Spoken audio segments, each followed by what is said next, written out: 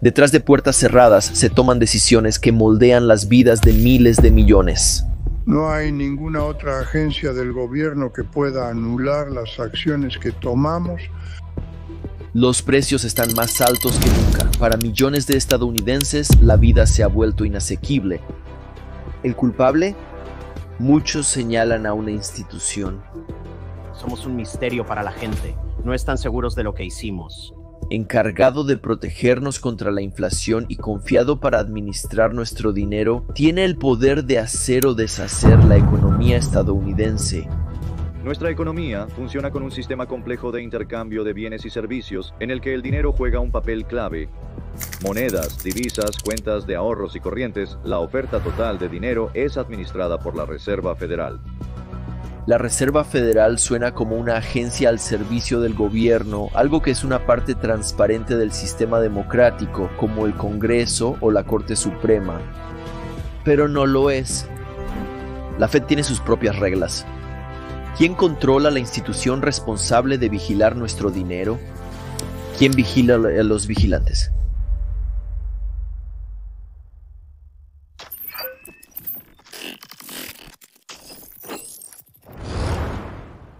Imagina escuchar un susurro en tu vecindario. El banco está en problemas. Al principio lo ignoras, pero luego los susurros se convierten en murmullos y los murmullos se vuelven más fuertes. Para cuando llegas al banco, la fila se extiende hasta la puerta. El pánico se cierne en el ambiente. Las personas aprietan sus libretas de ahorros, desesperadas por respuestas. Llegas al cajero y escuchas las temidas palabras: las bóvedas están vacías.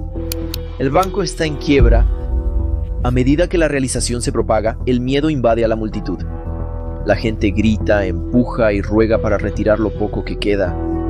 Es un caos y en ese momento tus ahorros duramente ganados se esfuman en el aire. Esto no es un caso aislado. Durante décadas los estadounidenses vivieron con el constante temor a los fracasos bancarios. Estos pánicos ocurrían con frecuencia, eliminando los ahorros de toda la vida y paralizando negocios. A inicios del siglo XX, la economía estadounidense era una montaña rusa desenfrenada. Titanes industriales como Rockefeller y Carnegie están construyendo imperios, pero para la mayoría de los estadounidenses, la vida financiera es impredecible y peligrosa. El punto de inflexión llega en 1907. El colapso de la compañía de fideicomiso Knickerbocker comienza con una apuesta audaz pero desastrosa en el mercado del cobre en un intento de acaparar el mercado del cobre. Un grupo de especuladores y bancos compra agresivamente grandes cantidades de cobre para elevar los precios y hacer una fortuna, pero su plan se vuelve en contra. Los precios del cobre no suben, se desploman. Las consecuencias se propagan rápidamente. Las empresas vinculadas al esquema fallido no pueden pagar sus deudas y los rumores comienzan a propagarse, preguntándose qué instituciones están expuestas. Uno de los nombres más grandes bajo sospecha es la compañía Knickerbocker Trust, una de las instituciones financieras más grandes de Nueva York. Aunque Knickerbocker no está directamente involucrada en la apuesta del cobre, está conectada a las mismas empresas que se desplomaron en el esquema, lo que pone nerviosas a las personas que depositaron sus fondos con los Knickerbocker, pero a medida que los susurros se convierten en pánico, multitudes de depositantes se apresuraron a retirar su dinero. En cuestión de días, las reservas de efectivo de Knickerbocker desaparecen. La compañía no tiene forma de satisfacer la demanda abrumadora y finalmente tiene que cerrar, similar al colapso de Lehman Brothers durante la gran crisis financiera. 100 años después, el colapso de Knickerbocker envía ondas de choque a través de todo el sistema financiero. El miedo se propaga como un incendio forestal y otros bancos comienzan a desmoronarse bajo la presión. El pánico de 1907 está oficialmente en marcha. Con el gobierno incapaz de actuar, un hombre interviene, John Pierpont Morgan, el banquero más poderoso del país. Desde su biblioteca privada, Morgan orquesta la ayuda financiera, reuniendo a los banqueros más ricos de Nueva York para rescatar a las instituciones fallidas, pero incluso Morgan sabe que esto no es sostenible. Un sistema financiero funcional no debería depender de su buena voluntad. Finalmente, después de que Morgan muere, América se da cuenta de que necesita reemplazarlo. Aunque no hay registros históricos, probablemente es en este punto en el tiempo que un grupo secreto de hombres comienza a desarrollar sus planes de juego para tomar el control de las finanzas estadounidenses y la sociedad de la nación. A principios de 1900, un hombre se encuentra en el centro de la lucha de América por la reforma financiera. El senador Nelson Aldrich, el senador de Rhode Island, es un legislador experimentado, conocido por su agudo intelecto y su habilidad para navegar las complejidades del mundo financiero. Es un pragmático y, como jefe de la Comisión Monetaria Nacional, tiene la tarea de resolver el caos de las recurrentes crisis financieras. Aldrich tenía una visión clara, creía que la nación necesita un sistema bancario centralizado para estabilizar la economía y prevenir futuros colapsos. Aunque el estadounidense promedio no está de acuerdo por una razón simple. Ya sabes, a los estadounidenses no les gusta el poder concentrado, no les gusta el poder financiero concentrado, especialmente en toda la historia del país. Ya sabes, al principio de la historia de los Estados Unidos tuvimos 2 bancos centrales y se consideró que eran demasiado poderosos, así que nos deshicimos de ellos. Pero Aldrich no es un novato, es un hombre que sabe qué cuerdas tirar en segundo plano, incluso si no tiene apoyo público. Con décadas de experiencia en política y negocios, tiene influencia como pocos otros en Washington. Sus conexiones con el mundo financiero no son un secreto, lo que le ha ganado tanto respeto como sospecha. Su visión es revolucionar el sistema financiero de América. Sabe que para que funcione necesitaría formar una alianza. Es hora de enviar las invitaciones. Para noviembre de 1910, la visión de Aldrich está tomando forma. Las invitaciones han sido enviadas y las figuras más poderosas de las finanzas americanas están respondiendo al llamado.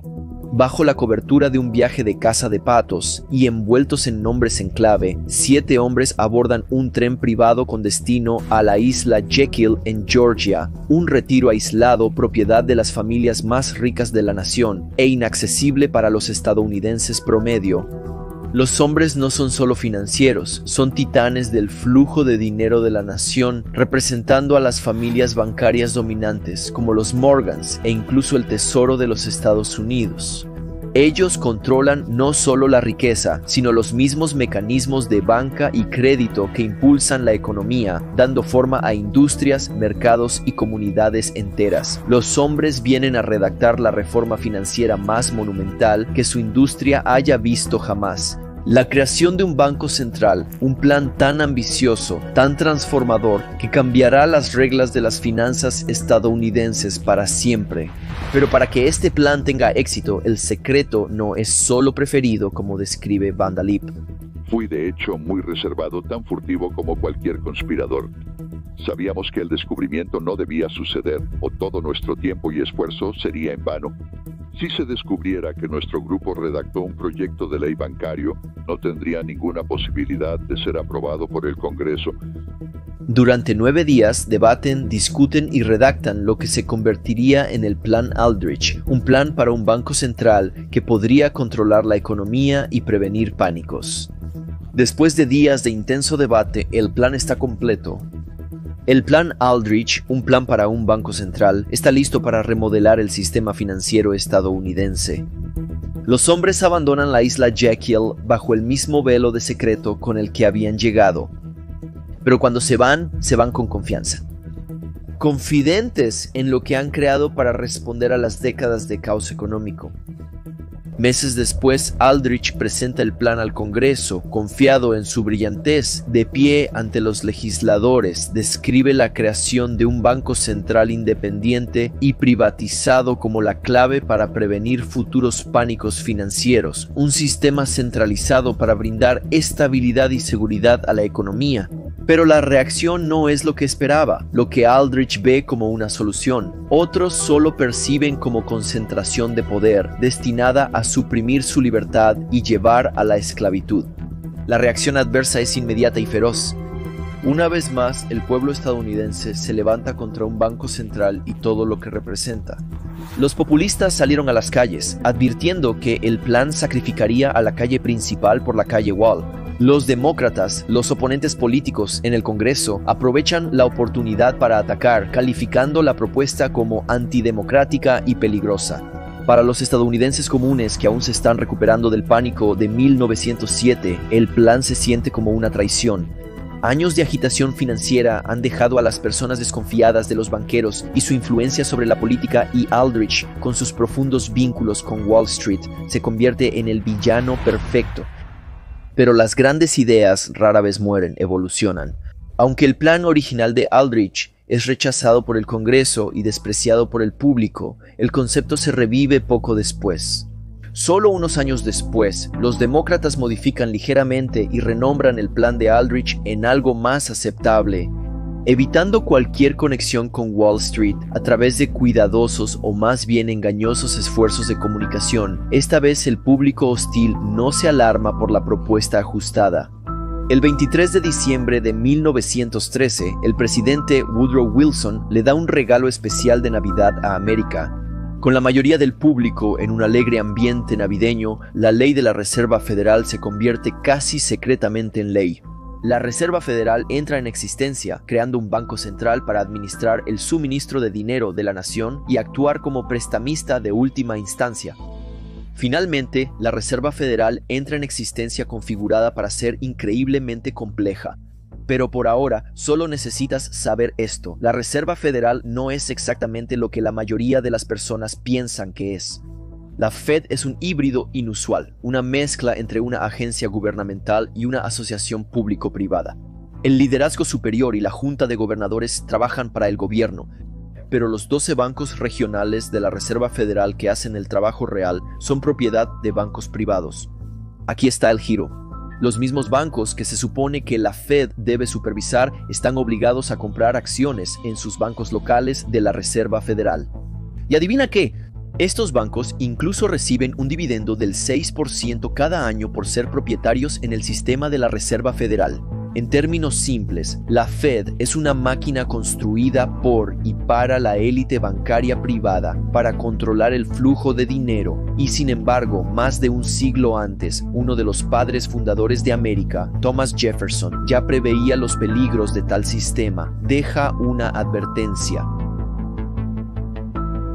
Si el pueblo estadounidense permite que los bancos privados controlen la emisión de su moneda, estos privarán al pueblo de toda propiedad hasta que sus hijos se despierten sin hogar en el continente que sus padres conquistaron. ¿Tiene razón?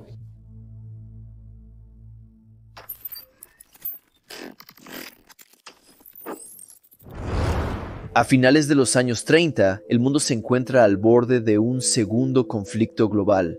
Los fracasos del sistema financiero y el daño de la Gran Depresión han sentado las bases para una guerra global que pronto redefinirá el siglo y traerá un horror inimaginable, pero ninguna otra fuerza que la misma Fed convertirá lo que comenzó como una dificultad económica en un desastre global total. Y no sería la última vez. Aunque el nombre pueda sonar sencillo, la Reserva Federal no es una institución ordinaria. Es el motor de la economía estadounidense, capaz de evitar una catástrofe o acelerarla. Entender cómo funciona no solo es importante, es esencial. En su núcleo, la Fed se basa en dos palancas clave para gestionar la economía: el precio del dinero y el papel de prestamista de última instancia. Mike Thompson de Ohio, como millones de estadounidenses, intenta comprar su primera casa. Ha ahorrado durante años, pero últimamente ha notado algo extraño. La misma casa de $300,000 que miró el año pasado ahora le costaría $500 más en pagos mensuales. ¿Por qué? Debido a algo llamado tasas de interés. Pero esto no es solo acerca de la casa de los sueños de Mike. El préstamo para pequeñas empresas de su hermana Sarah también se acaba de encarecer. La deuda de la tarjeta de crédito de su vecino Tom está creciendo aún más rápido. ¿Cuál es la razón detrás de esto? Las tasas de interés o el precio del dinero en sí. Ajustar esta etiqueta de precio es la herramienta más poderosa de la Reserva Federal. Piensa en la Fed como el termostato financiero de América. Al igual que ajustas la temperatura de tu casa, la Fed ajusta algo llamado la tasa de fondos federales cuando suben o bajan esta tasa. se propaga por toda la economía, afectando el bolsillo de todos, desde la hipoteca de Mike hasta el préstamo comercial de Sarah. Aquí está el truco. Cuando la Fed baja las tasas, los préstamos se vuelven más baratos. Más personas como Mike pueden permitirse casas, las empresas se expanden y la economía se recupera. Suena genial, ¿verdad? Pero hay un lado oscuro. Si las cosas se calientan demasiado, si demasiadas personas están gastando y pidiendo prestado, los precios comienzan a subir fuera de control. Pregúntale a Mike sobre sus recientes construcciones brutales. Entonces la Reserva Federal juega un juego peligroso. Si suben demasiado las tasas, podrían desacelerar y colapsar la economía. Si las mantienen demasiado bajas, los precios podrían descontrolarse. La situación es como caminar por una cuerda floja con las vidas de millones de estadounidenses en juego. Sin embargo, como veremos, el verdadero poder de la Fed no solo reside en la gestión de las tasas de interés o la inflación. Su propósito central se revela cuando América enfrenta un momento devastador en la historia. Y no será la última vez que se expongan sus verdaderos colores. Los años 20 son una década de optimismo desenfrenado y rápida expansión económica conocida como los felices años 20. Es una era de mercados de valores en auge, avances tecnológicos y una sociedad ansiosa por dejar atrás las sombras de la Primera Guerra Mundial. Pero debajo del glamour de esta nueva prosperidad se encuentra un sistema que gira peligrosamente fuera de control. La Reserva Federal, establecida para traer estabilidad, en cambio, alimenta una burbuja que pronto estallará. Después de la Primera Guerra Mundial, la Fed decide mantener las tasas de interés bajas para fomentar el préstamo y la inversión. Con el tiempo, la avalancha de dinero barato lleva a burbujas especulativas en acciones, bienes raíces y materias primas. A medida que los mercados se disparan, aumenta el apetito por el riesgo. Los prestatarios apalancan todo, creyendo que los buenos tiempos serán eternos. Pero las políticas de la Fed no solo han fomentado el crecimiento, también han fomentado la sobreconfianza. Para 1929, la economía no se basa en cimientos sostenibles, sino en una frágil red de especulación alimentada por dinero prestado y un optimismo sin restricciones. Cuando finalmente se desploma el mercado de valores en octubre de 1929, solo es el comienzo de una reacción en cadena. El colapso borra fortunas, pero la verdadera devastación llega cuando el sistema bancario comienza a desmoronarse poco después. El fracaso de un solo banco puede arrastrar a otros, propagando el miedo y el colapso en toda la economía. La Reserva Federal fue creada para servir un propósito vital en estos momentos, para actuar como el prestamista de última instancia, inyectando dinero en los bancos en quiebra para detener el efecto dominó antes de que destruya todo. Al intervenir para inyectar liquidez en los bancos en dificultades, la Fed podría detener el pánico en seco. Pero en cambio, la Fed se queda quieta y observa, temiendo la inflación y un mayor préstamo imprudente, incluso decide apretar la disponibilidad de crédito justo cuando el sistema más lo necesita. Los bancos comerciales, ahora sin una red de seguridad y espacio para respirar, colapsan por miles. Entre 1930 y 1933, más de 9.000 bancos y 80.000 empresas fracasan, y grandes partes de la sociedad estadounidense son arrojadas de nuevo a la pobreza, ya que sus salarios se reducen a la mitad o pierden sus empleos por completo. El fracaso de la Fed para actuar como prestamista de última instancia no es solo un error de política, es un fracaso de propósito.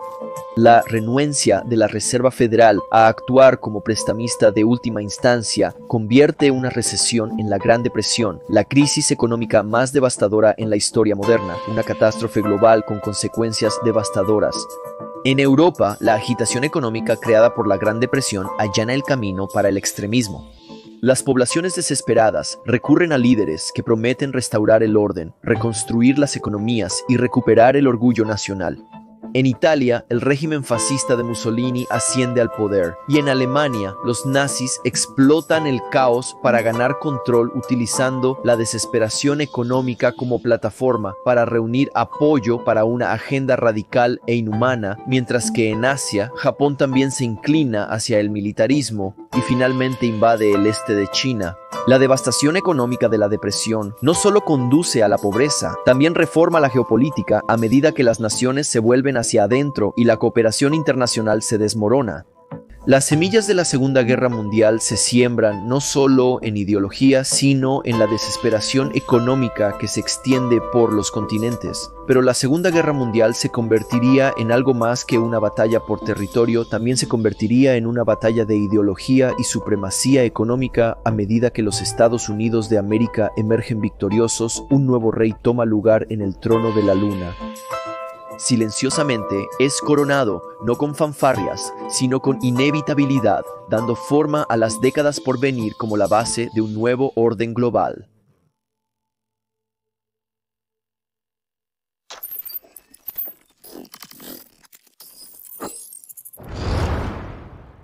El dinero no tiene valor. Es probable que hayas escuchado declaraciones similares antes, y si no, entenderás después de lo que suceda a continuación. De hecho, el dinero está a punto de volverse sin valor. La Segunda Guerra Mundial devasta gran parte del mundo. Europa y Asia están en ruinas, con ciudades reducidas a escombros y 20 millones de vidas perdidas. En el otro lado del mundo, sin embargo, Estados Unidos se mantiene en gran medida intacto, sus fábricas zumbando, su infraestructura intacta. Al final de la guerra, Estados Unidos ha surgido como la superpotencia económica del mundo. Controla más de la mitad de la producción industrial del mundo y posee las mayores reservas de oro, más que cualquier otra nación con diferencia. El fin de la guerra no es solo un momento de fortaleza para los Estados Unidos, sino una oportunidad para remodelar el sistema financiero global y colocar al dólar en su centro. En 1944, a medida que la victoria de los aliados se vislumbra, representantes de 44 naciones se reúnen en Bretton Woods, New Hampshire. La reunión acoge a la élite política e intelectual, con la misión de reconstruir la economía global y prevenir otra gran depresión. En el centro de su plan está el dólar estadounidense. Según el acuerdo de Bretton Woods, el dólar estaría respaldado por oro, fijado en 35 la onza. Otras monedas vincularían su valor al dólar, creando un sistema estable y predecible para el comercio global. El dólar se convierte en la divisa de reserva mundial, ancla de la economía global con sus inigualables reservas de oro y dominio económico. Estados Unidos es la única nación capaz de sostener este papel. Para las naciones que se recuperan de la guerra, Bretton Woods da esperanza. Ofrece un marco estable para reconstruir el comercio y acceder a la creciente economía estadounidense. Bretton Woods es un buen trato para los países en recuperación y un glorioso triunfo para los Estados Unidos. El dólar se establece como la columna vertebral del comercio mundial y la riqueza estadounidense se dispara. Con el inicio del periodo de posguerra, el mundo comienza a tomar aliento y los ritmos del rock and roll estadounidense y el brillo de Hollywood comienzan a propagarse, llevando más que solo entretenimiento. El poder estadounidense está en movimiento. La Casa Blanca ahora puede sacudir todo el mundo y la Reserva Federal asume secretamente su papel como la orquestadora de los flujos monetarios globales. Para los años 1960, Estados Unidos no es solo una superpotencia, es la superpotencia. A nivel nacional, el presidente Lyndon B. Johnson lanza políticas ambiciosas bajo el programa de la Gran Sociedad, reformando la atención médica, la educación y el bienestar social. El objetivo no es nada menos que una nueva era de prosperidad y equidad en casa. En el extranjero, los Estados Unidos se posicionan como el líder de la Guerra Fría, el campeón de la democracia y el capitalismo contra la expansión del comunismo. En nombre de la ideología y la influencia, se invierten miles de millones en la guerra de Vietnam. Desde la atención médica hasta la guerra, desde los viajes a la luna hasta las aulas, los gastos parecen interminables. Las ambiciones de América son tan vastas como su influencia global.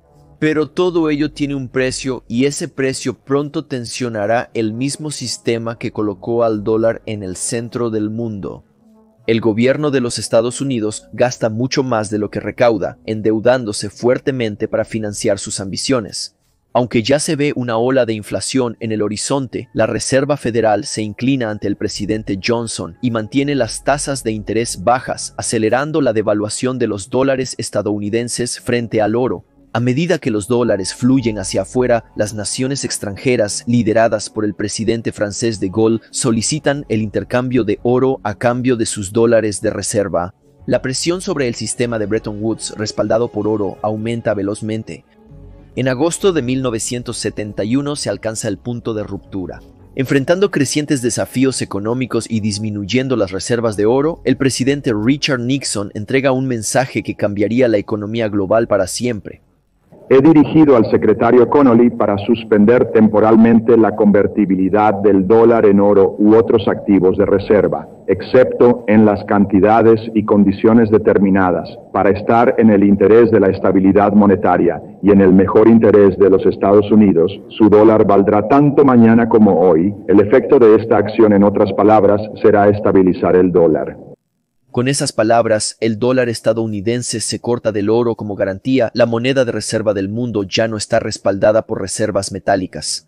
Se convierte en una moneda fiduciaria. Su valor no está dictado por activos tangibles, sino por confianza en la Reserva Federal y su capacidad para mantener el valor del dólar estable. Esto no es simplemente una decisión económica. Es un cambio sísmico. Para 1972, la dominancia del dólar ya no está asegurada por el oro encerrado en bóvedas, sino por el puro poder económico y político de los Estados Unidos de América. La decisión de Nixon marca el fin de una era, pero también prepara el escenario para una nueva. Ya no atado a sus grilletes dorados, la Reserva Federal se convierte en el maestro de una moneda limitada solo por la confianza. Confiar es fácil cuando los tiempos son estables y seguros. Pero, ¿cuánto dura esta confianza frente a una crisis sin precedentes?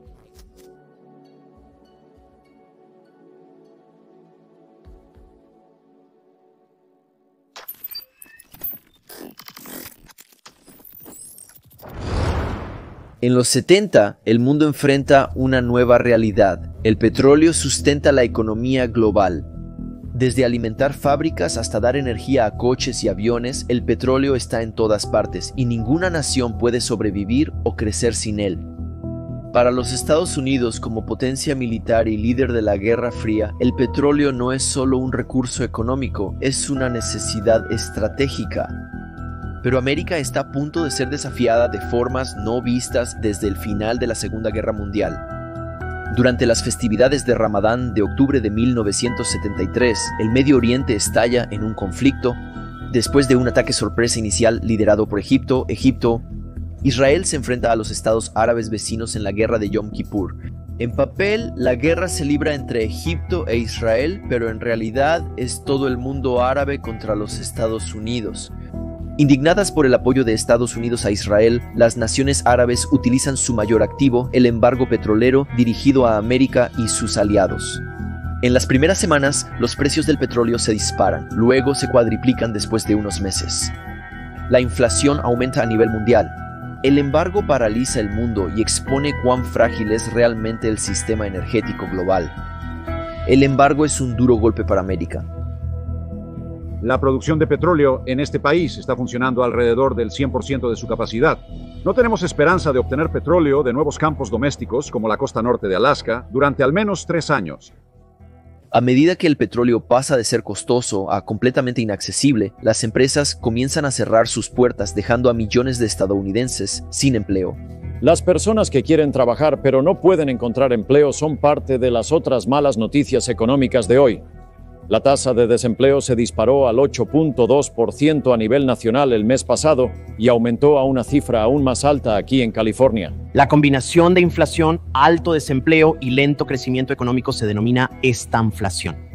Es una tormenta perfecta de estancamiento económico y aumento de precios, un fenómeno invisible que desafía la sabiduría convencional de la época. El mundo occidental está experimentando su primera estanflación, un territorio inexplorado y presionado por los responsables de políticas públicas abre la puerta a soluciones creativas. Sin embargo, los responsables de la toma de decisiones en las capitales europeas y Washington, D.C. no están solos en su búsqueda de respuestas. Encargada de un doble mandato para frenar la inflación desenfrenada y reducir el desempleo, la Reserva Federal está buscando desesperadamente soluciones. Las herramientas tradicionales resultan ineficaces en esta crisis. Aumentar las tasas de interés ciertamente frenaría la inflación, pero también agravaría el desempleo. Por otro lado, reducir las tasas podría impulsar los empleos, pero corre el riesgo de alimentar una espiral de precios ya fuera de control. La Fed está indecisa y espera. A finales de los 70, el Medio Oriente seguía convulsionado. La alta inflación continua está erosionando el valor del dólar y la confianza pública en la élite política está sacudida. Con las espaldas contra la pared, es hora de actuar. Se requieren decisiones difíciles. Si queremos evitar consecuencias aún peores, tengo la intención de tomar esas decisiones difíciles. El presidente Carter de hecho toma las decisiones difíciles. Poco sabe cuánto escrutinio realmente enfrentaría por las decisiones tomadas en 1979. Nómina a Paul Volcker como nuevo presidente de la Reserva Federal, un economista estadounidense excepcional. Volcker es famoso por su enfoque sin tonterías. Cuando fui nombrado por Jimmy, Carter estaba un poco contra la pared. Fue un periodo muy difícil. A la gente no le gusta subir las tasas de interés, no es muy popular. Hubo cierta resistencia y temor a causar una recesión y demás. Como nuevo presidente de la Fed, Volcker también enfrenta una elección: mantener su enfoque cauteloso o tomar medidas drásticas para recuperar el control de la economía. Paul Volcker decide actuar. Volcker cree que la única forma de romper la inflación es enfrentarla de frente, sin importar el costo. A pesar de las dificultades internas, Volcker sigue adelante con su estrategia simple pero brutal: aumentar las tasas de interés de manera dramática y sin ninguna limitación. Para 1980, la tasa de fondos federales se disparó a casi el 20%, un nivel previamente considerado imposible. Los efectos son inmediatos y devastadores. Los préstamos se detienen y las empresas ya no pueden permitírselos. Las familias posponen la compra de casas y las industrias enteras se ralentizan hasta casi detenerse. La economía de los Estados Unidos se sumerge en una profunda recesión, con el desempleo alcanzando más del 10%. La indignación del público es generalizada. Los políticos critican las políticas de Volcker, estallan protestas e incluso los agricultores conducen sus tractores hasta Washington, D.C. para bloquear las calles en desafío. Pero Volcker no vaciló. Argumentó que para domar la inflación se requería dolor y que el sufrimiento a corto plazo era el precio de la estabilidad a largo plazo. Todos sabemos cómo se siente este sufrimiento personalmente durante años. Lo sentimos en nuestros bolsillos, inversiones e incluso patrimonio neto. Pero tanto en la era de Volcker como en la actualidad ha habido una clase de inversiones que históricamente ha estado descorrelacionada de la volatilidad de estas condiciones e incluso ha superado la inflación en ocasiones, un favorito de larga data de los ultrarricos recogido por los grandes financieros como Carnegie, Rockefeller y JP Morgan, el arte del lujo. Finalmente se ha roto Volcker y ahora el presidente Reagan tiene éxito, ya que la inflación se acerca al 4%, la economía estadounidense comienza a prosperar y la gente finalmente tiene tiempo para las cosas más finas de la vida.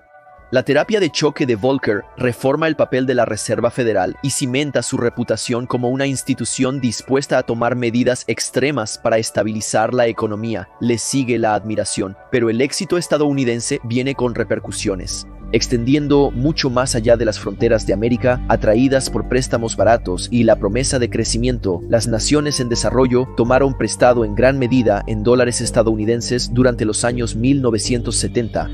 Pero cuando la Reserva Federal aumentó las tasas de interés para combatir la inflación, todo cambió de repente. Pagar esos préstamos se volvió mucho más caro. Las tasas de interés más altas significan que estos países deben aún más, empujándolos a una espiral de deuda y una crisis política que dura una década. Bajo la guía de Volcker, la Reserva Federal emerge triunfante. Mientras el mundo en desarrollo está sangrando, el dólar se salva y se restaura la estabilidad económica. Mientras la crisis se disipa, la Fed reserva sus tácticas defensivas. Nuevos líderes suben al escenario listos para tomar el bastón. Pronto la Reserva Federal ya no solo reaccionará, compondrá el futuro. Pero aún así, a nadie parece importarle quién vigila esta institución.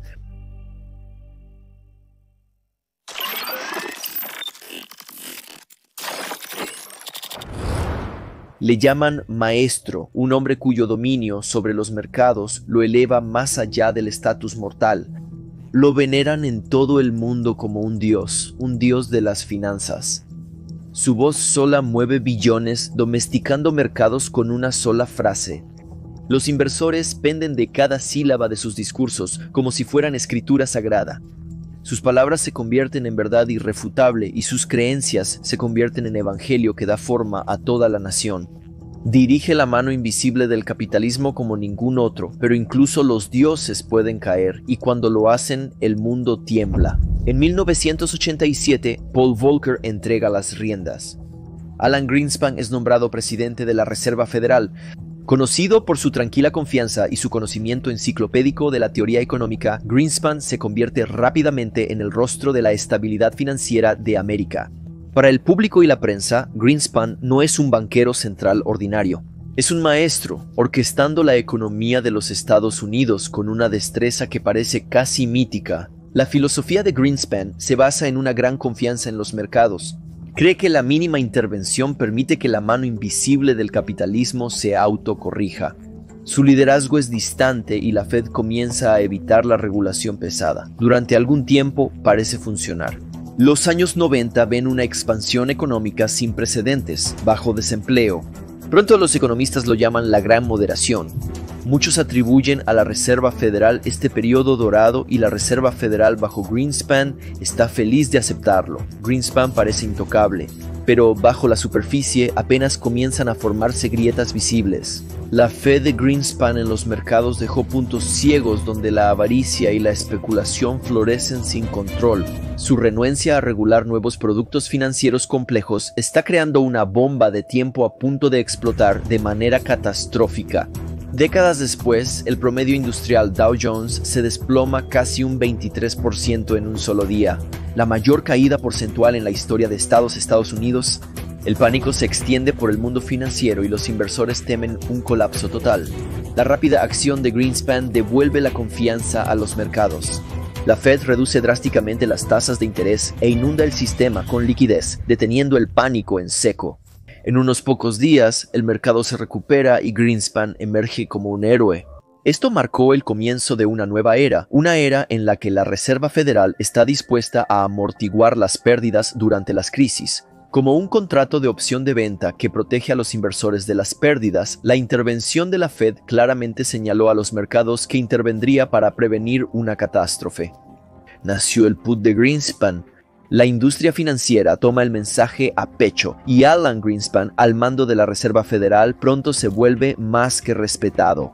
Es venerado como un dios omnisciente, sus palabras se convierten en verdad irrefutable y su creencia se convierte en un evangelio. Pero debajo de esta aura de control yace una suposición peligrosa. Greenspan cree que los participantes del mercado, especialmente los jugadores más poderosos de Wall Street, actuarían racionalmente. Piensa que su hambre de ganancias siempre estaría equilibrada por la autopreservación. Realmente cree que la avaricia de Wall Street es saciable, pero el mundo pronto aprenderá que esto no podría estar más lejos de la verdad. De hecho, la expectativa de ser rescatados por Greenspan y su Fed alimentó aún más la especulación y las estructuras financieras agresivas entre la élite de Wall Street. Durante las siguientes 2 décadas, The Greenspan Put se vuelve una regla tácita. Siempre que los mercados tropiezan, la Fed interviene, desde el rescate de la gestión de capital a largo plazo en 1998 hasta su respuesta al colapso de las .com en 2001.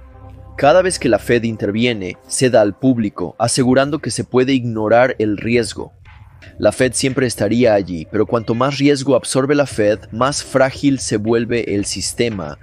A principios de los 2000, las grietas se están volviendo imposibles de ignorar. A medida que el sector tecnológico se derrumba y el mercado de la vivienda comienza a calentarse, surge un coro de disidencia. Los críticos, aquellos lo suficientemente audaces para desafiar a Dios, argumentan que las políticas de Greenspan no solo son reactivas, sino que están sembrando las semillas de los mismos desastres que buscan evitar. Pero sus advertencias son ahogadas. Como una orquesta embelesada por su director, el sistema continúa, siguiendo la mano firme del maestro y sin querer o poder escuchar la disonancia que crece debajo. El Greenspan Put había cambiado el papel de la Reserva Federal. Ya no es un estabilizador, se ha convertido en un traficante de drogas para un sistema financiero cada vez más adictivo. En agosto de 2007 la burbuja empieza a reventar. El sobrecalentado mercado de viviendas es el epicentro. Motivados por la codicia y la promesa de una apreciación inmobiliaria sin fin, los prestamistas ofrecen hipotecas a cualquiera que pueda firmar su nombre, incluso a los clientes más cuestionables.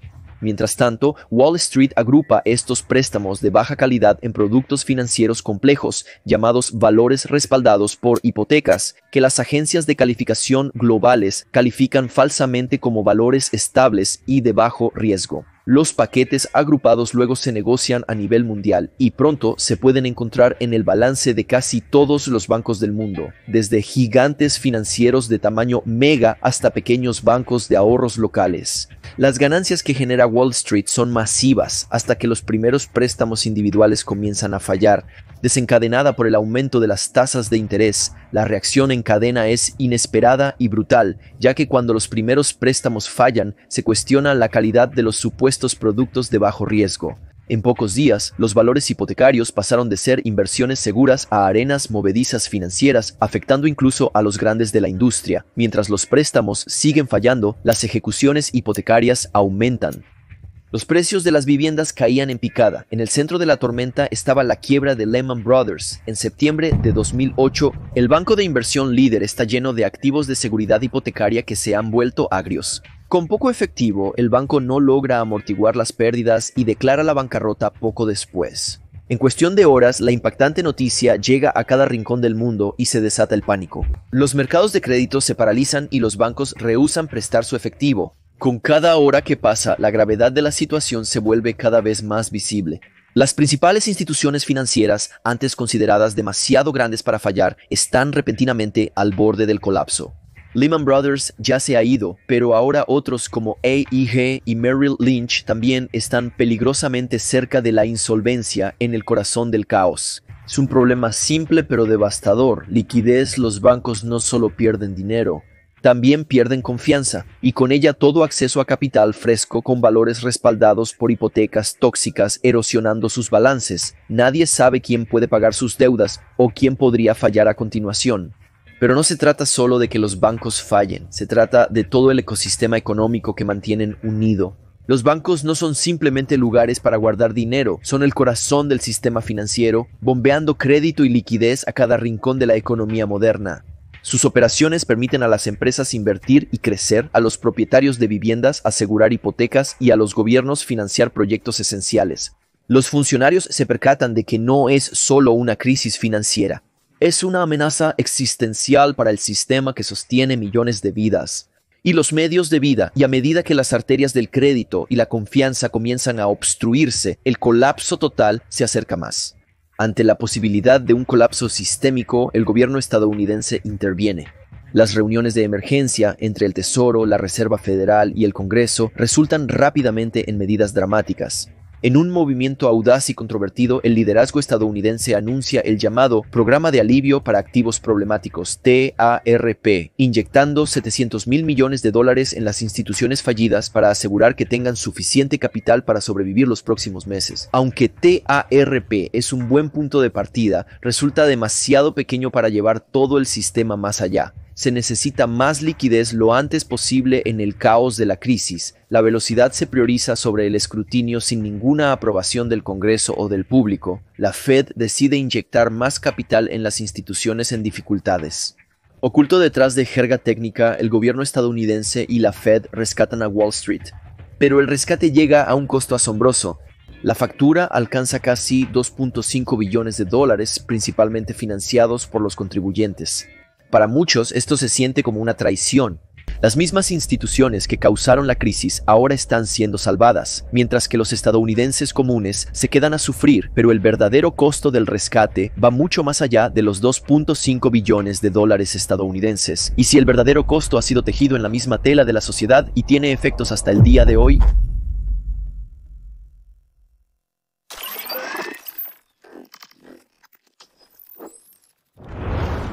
Pero es evidente que uno de los problemas es que hemos dependido demasiado de la Fed, siendo esta la única opción disponible. Ha estado realizando la mayoría del trabajo político crucial en los últimos años.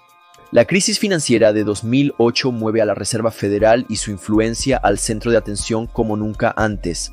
A medida que la crisis se desvanece y la economía entra en recuperación, se hace evidente la totalidad de las medidas de emergencia de la Fed. Recortes de tasas de interés, rescates y masivas operaciones de mercado abierto llamadas flexibilización cuantitativa. La Fed había llevado a cabo la mayor intervención de política monetaria que el mundo había visto, mientras que algunos la consideraban efectiva y necesaria. Para muchos la pregunta no era solo ¿qué hizo la Fed?, sino ¿cómo pudo hacer eso? El gran poder venía con una incómoda pregunta: ¿quién vigila a los vigilantes? De hecho, tenemos la responsabilidad de los programas y operaciones de auditoría de la Reserva Federal para llevar a cabo auditorías e investigaciones en esa área. En términos de quién es responsable de investigar, ¿te importaría repetir la pregunta una vez más? Señor presidente, mi tiempo se ha acabado, pero tengo que decirle honestamente, me sorprende descubrir que nadie en la Reserva Federal, incluyendo al inspector general, está llevando un seguimiento de esto. La respuesta es nadie. A pesar de su poder dominante, las reuniones de la Fed están cerradas al público y solo informa raramente al Congreso.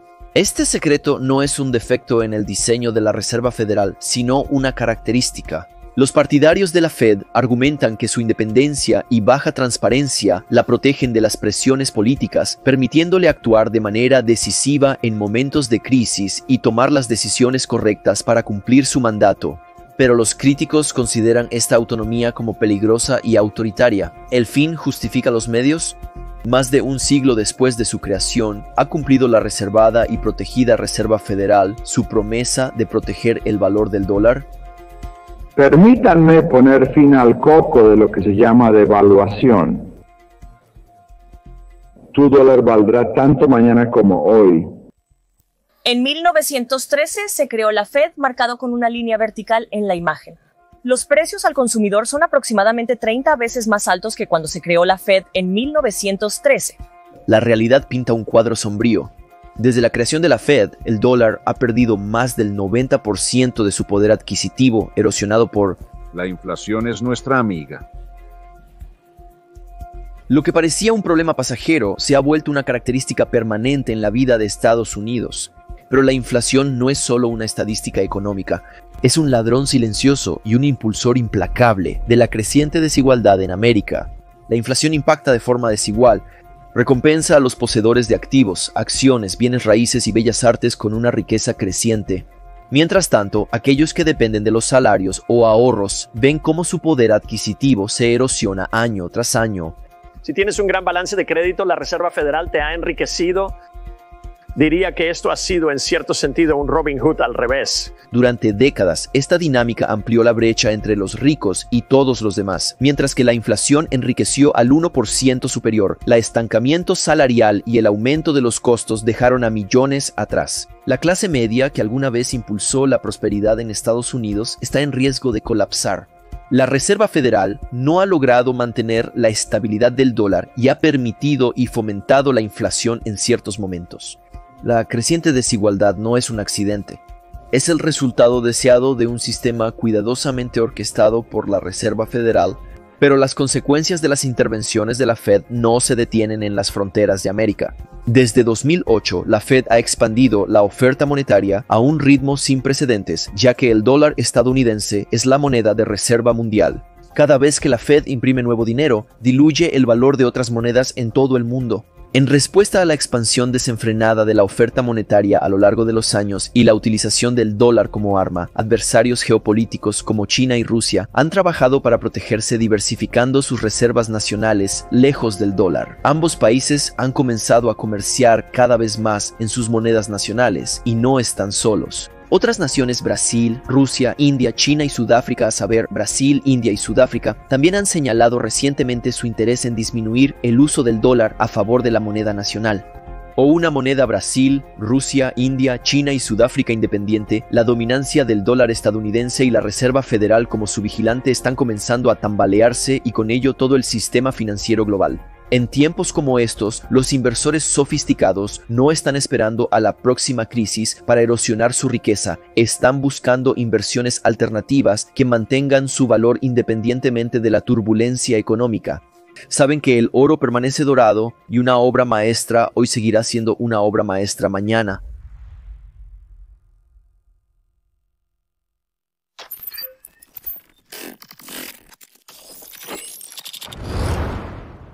Sobre todo sabemos que el dinero es el agua económica en la que operamos y donde quiera que fluya, influye en nuestras decisiones. Se luchan guerras por él. Es la diferencia entre prosperar o luchar, entre tener control o ser controlado. La Reserva Federal se sitúa en la cima de nuestro sistema monetario, gestionando los flujos de dinero supuestamente creados para aportar estabilidad y guiar la economía estadounidense a través de las tormentas.